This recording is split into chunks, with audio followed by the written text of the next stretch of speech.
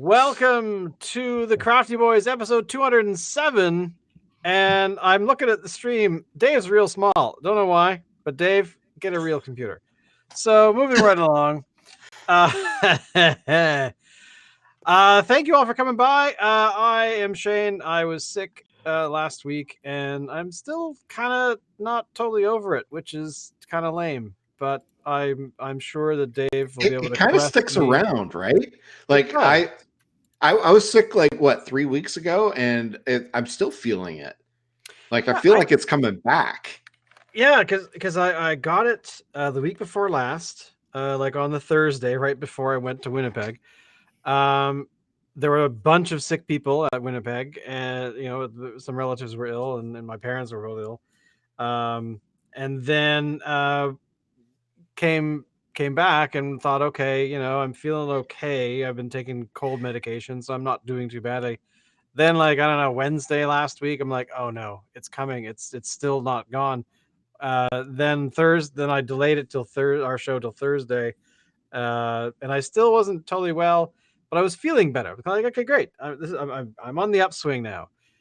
Friday afternoon, like 2:00, I was doing some stuff. I had talked to a couple of clients, and then just suddenly, just all of a sudden, I felt so tired, like I'd been running 12 marathons in one day, and I started sweating, and I'm like, I'm gonna go lie down. And then I thought, okay, I'll have an hour nap. It's kind of like having like a cold is kind of like when you have say relatives come to stay with you. It's kind of annoying, and everything a little bit. And then it's time for them to go, and they're like, no, we've decided we're going to stay another couple weeks. And and you got to try and put them up, but you got to go to work and all that kind of stuff. It's a little bit more than annoying. That's exactly how I feel. But you know what? I found this today, which made me smile. I'm sharing it with you guys. Come to the dark side. We have cookies. So nice. I'll put this on here. Here we go. I hear that a good cure for a cold could be beer.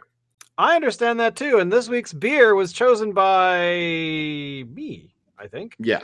I saw it in the refrigerator at the one of the beer places I like to go to.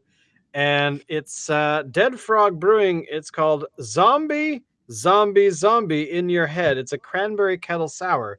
Now, we have a history with sours. We like them. And I have a history problem right now. I don't have a bottle opener on my desk. Tell people about the beer as much as you know while I get a bottle opener. All right. So as Shane was saying, it is a Cranberry Kettle Sour from Dead Frog in Langley, BC. The Zombie appears to be a reference to the song from the early 1990s from the group the Cranberries, which was Zombie was like one of their biggest hits. And it actually says here on the bottle, Zombie, Zombie, Zombie, Zombie in your head. And that was the lyrics of the song. It says that it's brewed with fresh picked Fraser Valley cranberries, and it's a blood red kettle sour bursting with cranberries. Blood red malt base, a fresh burst of Fraser Valley cranberries, and a refreshing tart finish. Sounds interesting. Shall we dive in? Let's dive in. I'm going to pop this baby open. Here we go. I'm expecting to hate this one. Really? Yeah. Are you? You ever had the pleasure of cranberry juice? Real cranberry juice? I love cranberry juice. It's tart as hell. Yeah, it's horrible. I have to say, that ocean spray stuff that you used to get in like the drink boxes and stuff when we were kids, I grew to hate that stuff. Really? Like I liked it when I first started, but I had it every single day and I hated it after a while. But you know what? Let's give this one a fair shot. It has, I don't know if it's blood red, but it does have a reddish tinge to it. Yeah, it's not rockin' red for me, but you know what? It is, there's some malt in here that's going to be, given in its own color. Dave, yours looks really much redder, but I think that's your lighting. Yeah, my light's pretty red. Yellow, I should say. Well, it Yeah, smells it's like cranberries out of the tinted. bottle.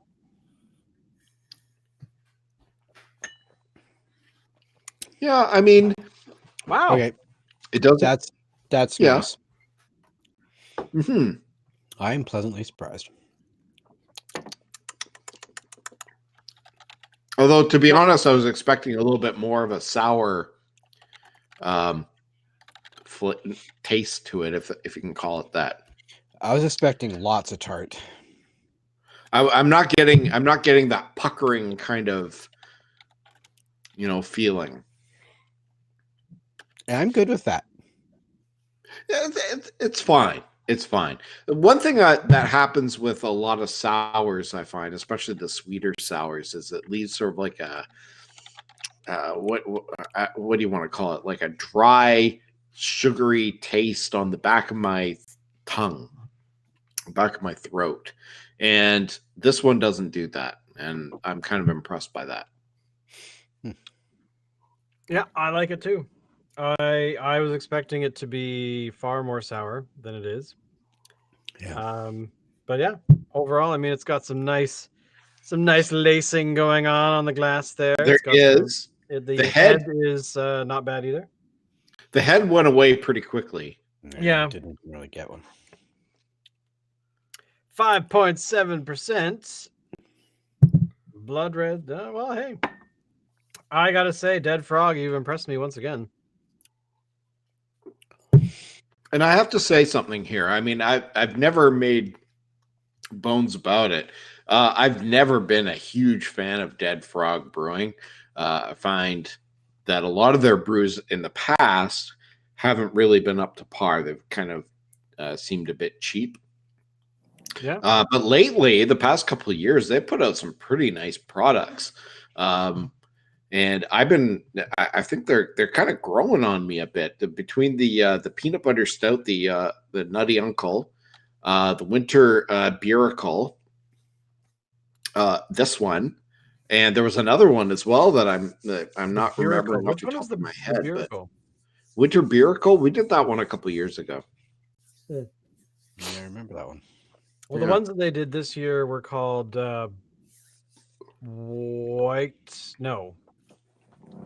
Black Frost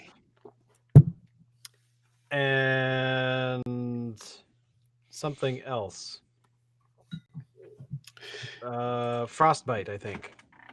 And just looking at their website. Oh, I should bring up their website. I was noticing that and maybe I'm wrong because I don't get we tend to only get Dead Frog specialty beers over here. We don't get the regular stuff. But it looks like they may have rebranded or at least redone their labels on some of their stuff. Yeah, I think you're right. Yeah, they've got a nice fresh look. Yeah, there's a bunch that have the little hexagon going on here. Yeah. And they have some unique ones that have their own sort of style. I mean, I gotta say, I'm sad about this, but when Bomber Brewing rebranded their stuff a few months ago, I think I was whining about that a few months ago on the show, but yeah, I don't know. There's just something about branding that you really want your beer to pop, and the new branding for a bunch. I mean, Vancouver Island had that problem too, and they rebranded. I want to say they rebranded twice. It felt like they did it twice. Yes, twice. But twice in a year. Yeah. So when you kind of do the wrong thing, it can really hurt you, and I think a lot of ways. But hey, when you get rid of the right thing, that hurts you. Yeah. They didn't need to fuck with their branding. Van Hal Brewing, I thought, had good labeling. Yeah, no, they had really good labeling. I think it was more a product of the fact that they had new ownership, and the ownership wanted to put their their own hand on it. And fair enough. But it's too bad it sucks. By the way, I was just remembering that that Dead Frog has their under their specialty section. They've got the Blueberry Blast Kettle Sour, which is pretty much, I think, the same sort of idea as this one. Have we done Warhead? I think we did. If Yes, I we remember have. correctly. So Warhead is Yes. also a kettle sour. So I don't remember not liking See, and those that's two. the thing. I don't remember being all that impressed by Warhead. No, we'd have to go back and look, but I don't think it was horrible, but I don't remember it being astounding No. either. But this one is definitely higher than I mean, I'm enjoying it. This is one I would buy again. Would you buy it again, Dave? I would actually. Shall we do Yeah, our I'd ratings? buy it again. What? Shall we do our ratings? What? Yes, let's do our ratings. Dave, you go first. Because I'm Oh. shocked that you'd buy this again. I really am. Well, that's, you know what, honestly, that's always a bit of a tough question because I guess the way I came to beer, which is I'm just here for the fun of trying all this different shit out, right? Yeah. Not like you guys where, okay, for example, Fat Tug, that's a go-to, right? It has to. So no problem going picking that up for Friday night, that kind of thing, regularly. But me, I'm like, there's all the things that have to be tried, you know. So for me, it's hard to say, okay, yeah, I'm totally buying like Zombie again. But yes, I would buy it again, and I would happily have it if it was at somebody's place, whatever. Like, hey, do you want to try some of this? Yeah, for sure. I'm totally down. I'm going to say I'm looking at a solid 7.537. Okay. Yeah. Solid 7? 0.537. 0.537. Okay. Alan? You know what this is reminding me of? It's reminding me of the Duchess de Bourgogne, which is imported from Belgium, I believe. Right. That we did in episode 15. And, I enjoyed that. But I would like to be able to find a local supplier of that. And this may be it. It's a sour without being overpowering. It's got good flavor, and it's something that beer drinkers can enjoy, and it's a good entry level beer for people who are new to trying craft beer. So in that vein, I think I give it an 8. Oh wow! Well, I'm a sour beer lover. I only like them really sparingly, but when I enjoy them, I really enjoy them, and I'm going to give this one an 8 as well. I really wish it was more blood red, but I don't like food coloring, so don't do that, Dead Frog, please. Just let the cranberries speak for themselves. So a strong response from the Crafty boys here. I want to know what the Crafty girls think. They're not going to talk to us, but that's okay. But in bigger news, that the Crafty girls are like, Mom, some weird old men talk to us. They talk to us through the internet. Well, their latest video, of course, which is, oh my God, they've broken 1 million subscribers. I don't. What? Yeah. The last to make Halloween cookies. So there you go. So it's Halloween cookies this week from the Crafty girls. Thank you, girls. Keep it on going. But you know what? They're over 1 million subscribers, pale to our 31 subscribers. We will take them down by the end of this month. It's our 31 subscribers could kick their asses. That's true. But hey, the Crafty girls, they know their audience, so they're doing a really good job, and I'm proud of them. But moving on to beer news, this week there's actually two stories that that have popped up that I'm kind of excited about. The BC Beer Awards. I'm only excited about that because there was a party just down the street from them. And speaking of logos and things, the best packaging design was handed out to the Vancouver Island Brewing's pod pack, which I've seen everywhere, and I kind of agree. It's ingenious. And the Dark and Strong European Beer Award was given to our favorite, the Herminator. So that made me happy. Did you follow up? Did you guys check this out at all? Because I think the Beer Wars were just on this past weekend when I was dying. I did check it out a bit, yeah. The North American North American Pale Ale Award went to the 4 Mile Brewing for the Hazy Citra Pale Ale, which I don't think I've had. The Bastion Blonde Ale took the North American Blonde Ale, and that's from White Sails, who are out of Nanaimo. The North American Porter and Stout was given to Gladstone. Have we had a Gladstone Porter? I don't think we have. Not a porter, no. I mean, we can't really find a lot of the Gladstone stuff. Like, they don't market a lot of their stuff in private stores. I think they're still pretty small. They are. And so there's a whole bunch of awards. I mean, there's tons. So I mean, those are just kind of the highlights that I like. There was 260 beers that were exactly entered into it. And interestingly, they noted how the industry has changed over the past 10 years. This year there was there was a lot more than 260 beers. 260 beers entered this year were IPAs, 94 of which were hazy IPAs, which was a style that didn't even exist in BC in 2010. In the very first year, which was in 2010, there was only one sour beer entered. This year, there was 138. Really? Oh, wow. That's actually kind of shocking.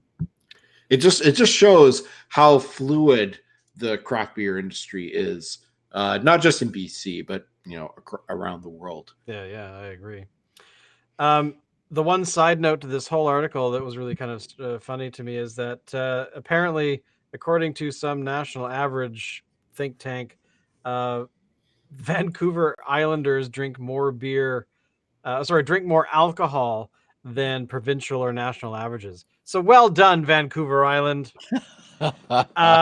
Apparently, Vancouver Islander will drink within 1 year per year 11.1 liters of alcohol, and I gotta say, we got that beat. Yeah. So, that doesn't seem like a lot, actually. 11.1 liters of alcohol liters. I don't know. I think we probably drink at least twice that in the year, but maybe not. I don't know. I let me crunch the math. Is that 11.1 liters of pure alcohol? If we were to leach the alcohol out of this, is that what it's counting, or is it counting like the whole amount of the beer? Okay, well, I just did the math here very quickly here. But if you were to say drink 2 pints in a sitting, that's 1 liter of alcohol. So yeah, I 11 liters. That's nothing. There's times where I've had maybe, once in a while you go out, you hang out with people and you drink, say 3-4 pints and then you go home and die. But, I consider myself to be a fairly moderate to light drinker. Well, let's see, 650 milliliters. So the average bomber bottle that we have. So let's say the bulk of the beers we have are in bomber bottles. If we drink the entire bottle, 650 milliliters, and we times that by, say, we average, say, about 50 episodes a year. That's 32,000 milliliters. So if we convert that into pints, liters. No, I'm doing it by pints here. This is 32 What are you, American all of a sudden? 30. Shut up. 32,500 milliliters is 68 pints. So in theory, if we had one bomber bottle a week and we didn't drink any other beer at all during the rest of the year, we are still drinking way more than 11 point. So let's say we take 68 pints in liters. So that's 32 liters of beer. I have to dispute the numbers that you are quoting from this article. Okay. I think the person who wrote this article is probably drunk. Mistyped them because that seems really, really low, like remarkably low. And apparently in 2016, it was only 11 liters for people on Vancouver Island per year. So us three here drink roughly, if we assume, now I'm assuming, because sometimes we don't drink the whole beer, sometimes we have cans and whatever, but we would drink 32.5 liters of beer in a year, just on the show, without any other involvement of any kind. That much? If we say that, I'm making some assumptions. That's not even including the advent calendar. Yeah, that is not including the advent calendar. The advent calendar would push us over way higher. But yeah, so if we each had a bomber bottle every week, apparently that is about 32 liters. So there you go. Our livers are doing the God's work. And it's going to get worse for people on Vancouver Island, because this is the week where BC Ferries is launching the beer and wine pilot, where you will be able to purchase a 12 ounce glass of beer or a 5 ounce glass of wine, a 12 ounce glass of beer for $6.99. But only if you're in the Pacific Buffet, with that buffet that sits at the back of the boat. So there you go. The Victoria run. You know the what? Victoria, the Swartz Bay to Swanson run, yes. I hope that this is a big, huge failure. Really? I do.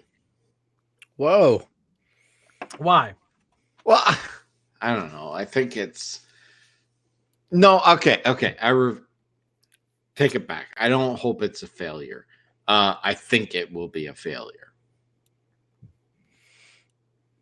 So by the way, the BC Ferries, I did not know this, but it makes sense to me. They're actually they have been serving alcohol on the northern routes, from like Port Hardy, Prince Rupert, Haida Gwaii, Central Coast.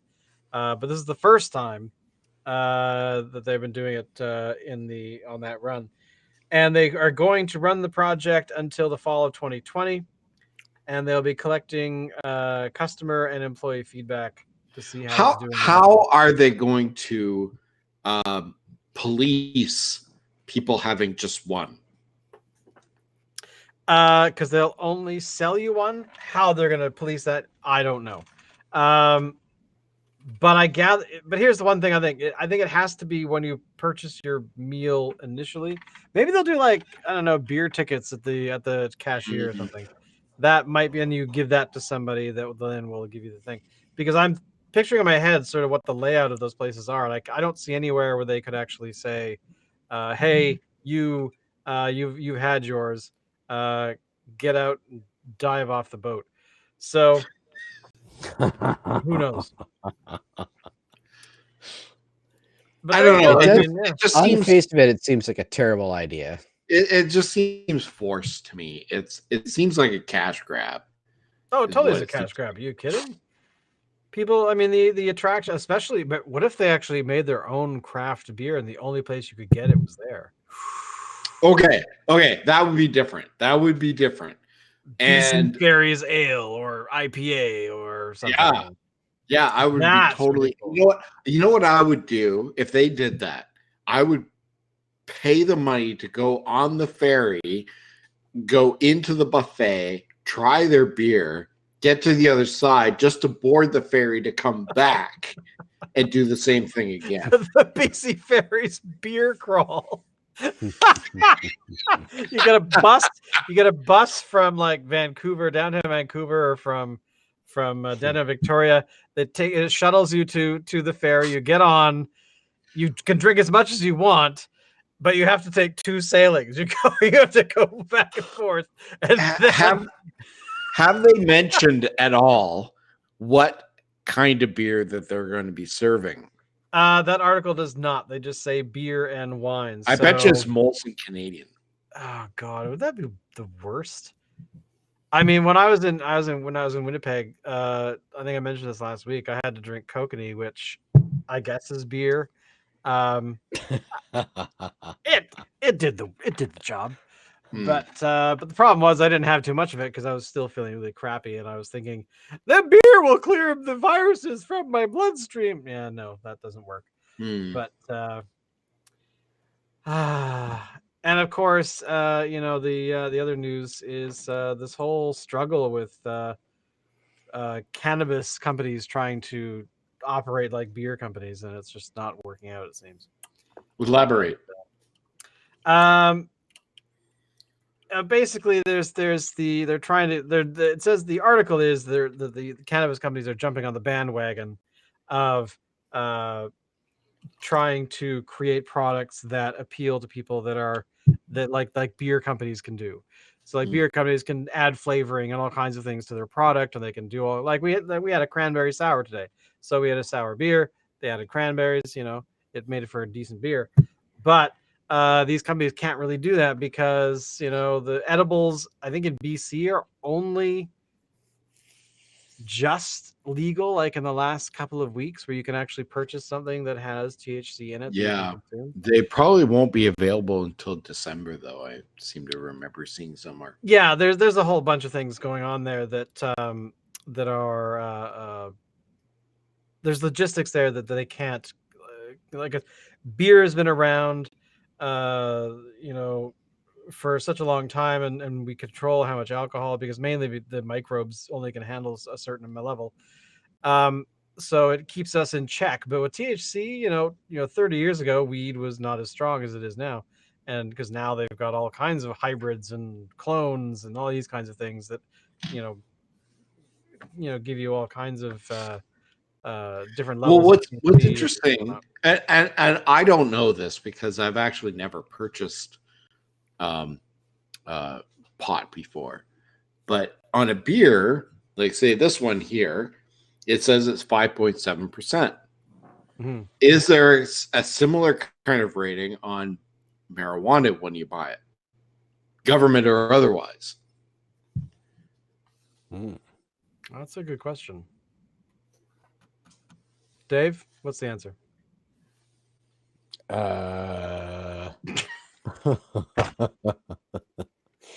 You have that really great face where you can like contort your mouth to be almost on one side of your face.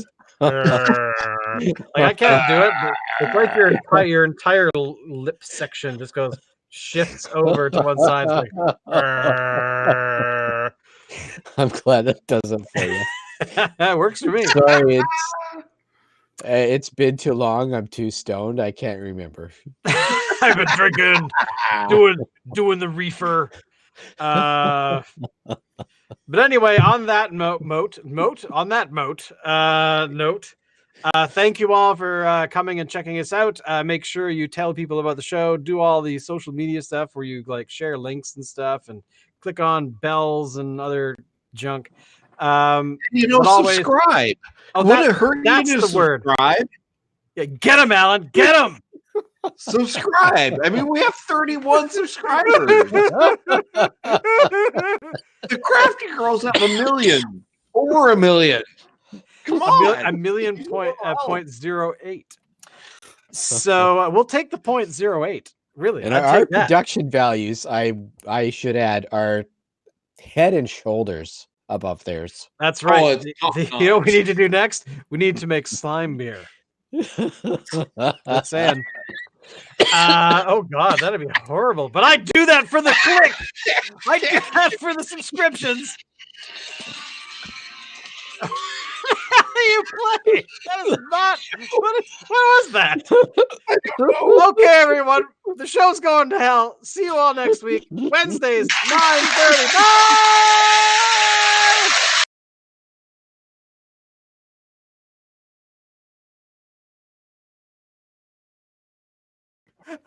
That was absolutely Fuck was fucking perfect. That